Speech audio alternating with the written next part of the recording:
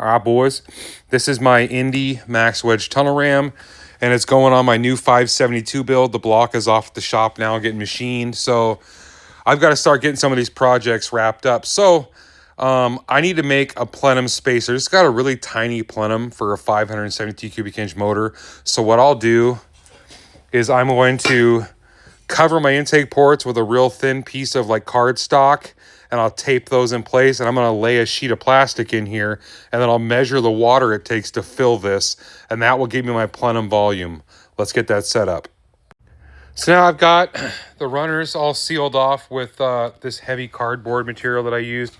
Well, it's like, I don't know, it's not cardboard, but it's like real thick paper, almost like a cereal box. Then I taped it up, and then I cut slits, and I made these shims, and now I've got the intake level there, level there, level there. So now the top is completely level. So I'll go get a garbage bag from the house. Thanks, honey. And I'm going to cut it into one small sheet, and I'll lay it over here to seal this. And then I'll start pouring in water, measured amounts of water, and I'll find out how much liquid volume this has. And then I can convert that into cubic inches. Let's get that going. So I know this isn't absolutely perfect. I know it's a little bit crude, but this is way fucking closer than I'm going to get by trying to measure this out and doing the math. As you can see, I'm full all the way to the top. You can see my water lines right here. I'm full to the top. And that was exactly 13 cups of water at 14.43 cubic inch per cup. That gives me 187 cubic inches inside this plenum.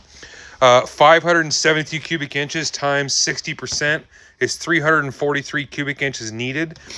This piece of aluminum here is 1 inch thick, and I did my measurement of the plenum parameter. And if I do my 6 1/4 by 15 1/2 by my 1 inch thick spacer, it gives me 96.8 cubic inch. So if I add that all together, let me do that math, hold on. So with the 1 inch spacer, I'll have 283 cubic inch, which is still shy of my 343 that what I've read is optimal.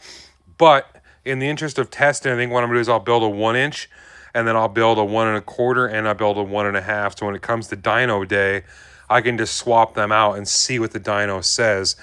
But the 1 inch spacer gets me pretty close. The thing you got to think about too is the carburetors sit directly above this, and I call it the water drop. There you do a drop of water, and the puddle is stronger closer to the drop than it is out here. So the farther the carburetor gets away from the runners, the less prominent or less pronounced the carb signal is going to be. So I want to avoid getting too big of a plenum. The math is I can go up to like 2 1/4 inch of plenum if I want, or spacer if I wanted, which is pretty aggressive. I'm going to start with the 1 inch spacer, and then I'll make that my template, and then we'll move on from there. But that's how I CC'd, or not CC'd, but check the volume of the plenum. So thanks for watching, boys.